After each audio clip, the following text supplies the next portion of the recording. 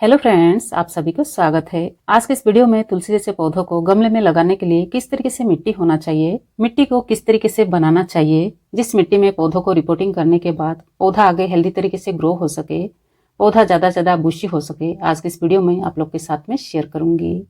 उसके अलावा इन पौधों को किस तरीके से गमले में ग्रो करे, पौधों को ज्यादा से ज्यादा बुशी बनाने के लिए क्या करना चाहिए, किस तरीके से देखभाल करे, वो भी वीडियो के आगे आपको बताऊंगी। उसके लिए वीडियो को आगे तक जरूर देखिएगा। वैसे यहाँ पे देख सकते हैं काफी सारे तुलसी के पौधे हैं, क्योंकि मैंने इन पौधों को कुछ दिन पहले बीज से ग्रो करी थी। उस वीडियो को आप लोग के साथ शेयर भी करी हूँ, हो सकता है उस वीडियो को आप लोगों ने देखे होंगे। लेकिन तुलसी को जब इस तरीके से बीज से ग्रो करते हैं, पौधों को यहीं से निकाल के गमले में रिपोर्टिंग भी करना पड़ता है।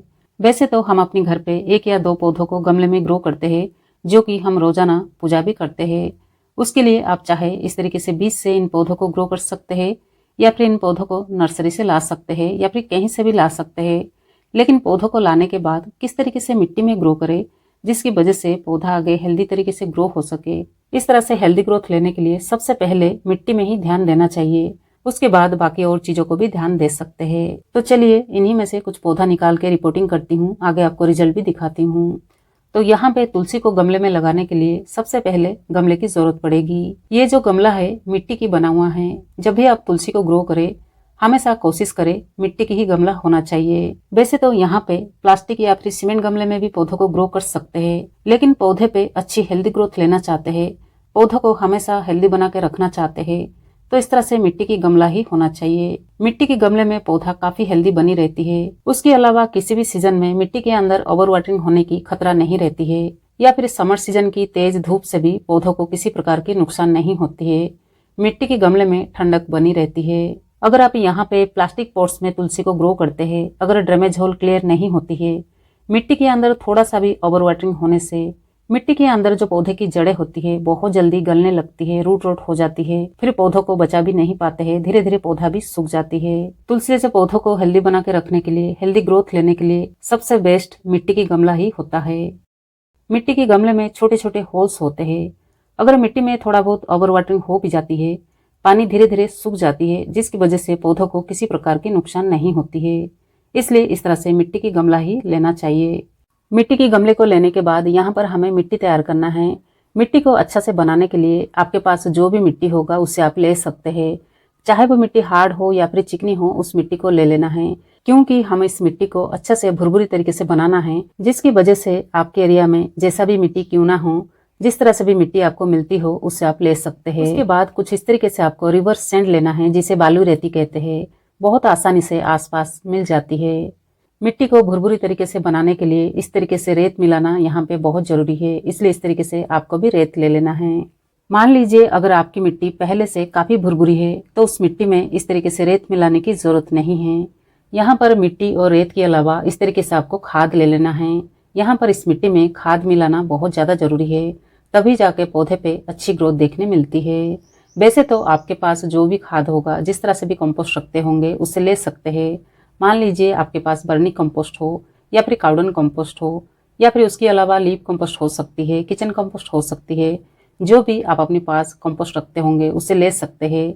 सिर्फ इतना ध्यान रखिए जो भी कंपोस्ट होगा अच्छा से डिकम्पोस्ट किया हुआ होना चाहिए। यहाँ पर इन तीनों चीज के अलावा जो किचन में हल्दी पाउडर होती है, इस मिट्टी में इस तरीके से 1 चम्मच हल्दी पाउडर मिला सकते हैं। इस तरीके से हल्दी पाउडर मिलाने से मिट्टी में किसी प्रकार की बीमारी को होने नहीं देगी।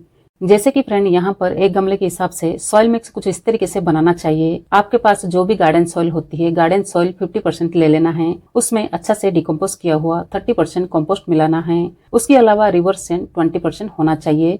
एक गमले के हिसाब से 1 चम्मच हल्दी पाउडर होना चाहिए। अगर आप तुलसी से पौधों को गमले में लगा के पौधे पे हेल्दी ग्रोथ लेना चाहते हैं, पौधों को हमेशा हेल्दी बना के रखना चाहते हैं, तो इसी तरह से ही सॉइल मिक्स बना के गमले में भरना चाहिए। उसके बाद पौधों को लगाना चाहिए, जिसकी वजह से पौधे पे हमेशा हेल्दी ग्रोथ देखने मिलती है, पौधे पे फास्ट ग्रोथ होती है। इस तरह से मिट्टी बना के जब भी पौधों को लगाते हैं, अगर मिट्टी में बाई चांस कभी ओवर वाटरिंग हो भी जाती है, पानी बहुत अच्छा से ड्रेन आउट हो पाती है, जिसकी वजह से पौधा हमेशा हेल्दी बनी रहती है। इसीलिए मिट्टी को भुरभुरी तरीके से बनाना, मिट्टी के अंदर भरपूर मात्रा में न्यूट्रिएंट्स होना बहुत जरूरी है। अगर आप तुलसी जैसे पौधों को इस तरीके से हार्ड मिट्टी, चिकनी मिट्टी लेके गमले में लगा लेते हैं, आगे पौधे पे जिस तरीके से ग्रोथ होना चाहिए उस तरीके से नहीं होती है। एक समय के बाद ओवर वाटरिंग की वजह से पौधा सूख भी जाती है, इसलिए हमेशा मिट्टी में ध्यान देना चाहिए। उसके बाद कुछ इस तरह से 6 से लेके 8 इंच की मिट्टी की गमला लेना चाहिए।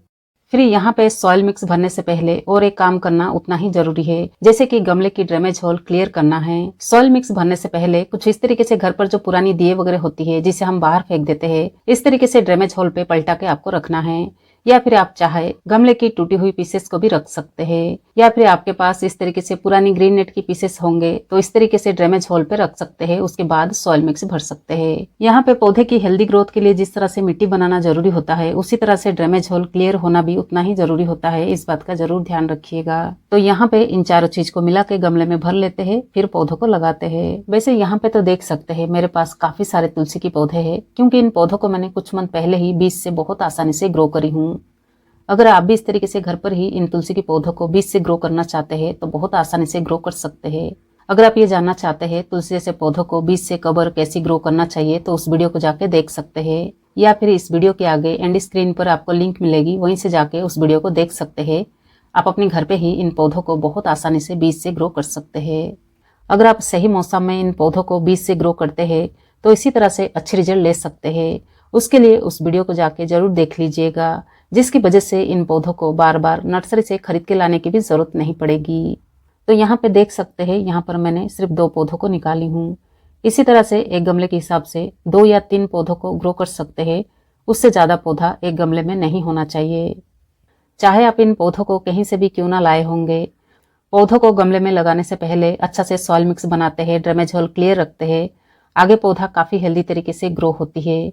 वैसे भी वीडियो के आगे आपको दिखाऊंगी पौधों को ज्यादा बुशी बनाने के लिए क्या करना चाहिए, किस तरीके से देखभाल करना चाहिए। तो यहाँ पे देख सकते हैं इसी तरह से पौधों को लगा लेना है। अगर ये काम शाम के समय में करते हैं तो और अच्छा है। तुलसी जैसे पौधों को मार्च मंथ से लेके रेनी सीजन तक ग्रो करना चाहिए। इस मौसम में पौधा ग्रोथ पर होता है, जिसकी वजह से पौधे पे बहुत ज्यादा फास्ट ग्रोथ देखने मिलती है। इस तरह से लगाने के बाद यहाँ पे तुरंत पौधों को पानी दे देना चाहिए। पानी देने के बाद इन पौधों को 1 सप्ताह के लिए सेमी शेड एरिया में रखना है, जहां पर सुबह की 2-3 घंटे की धूप आती हो। पौधे पे आगे जैसे ही आपको ग्रोथ दिखाई दे तो इस गमले को ऐसी जगह पे रखिए जहां पर 5 से लेके 6 घंटे की धूप आती हो। तुलसी जैसे पौधों को कभी भी शेड एरिया में नहीं रखना चाहिए। कम से कम इन पौधों को 5 से लेके 6 घंटे की धूप मिलना बहुत जरूरी है। अगर ऐसी जगह में इन पौधों को रखते हैं, आपकी पौधा हमेशा हेल्दी बनी रहेगी। पौधे पे नई ब्रांचेस ग्रोथ होती है।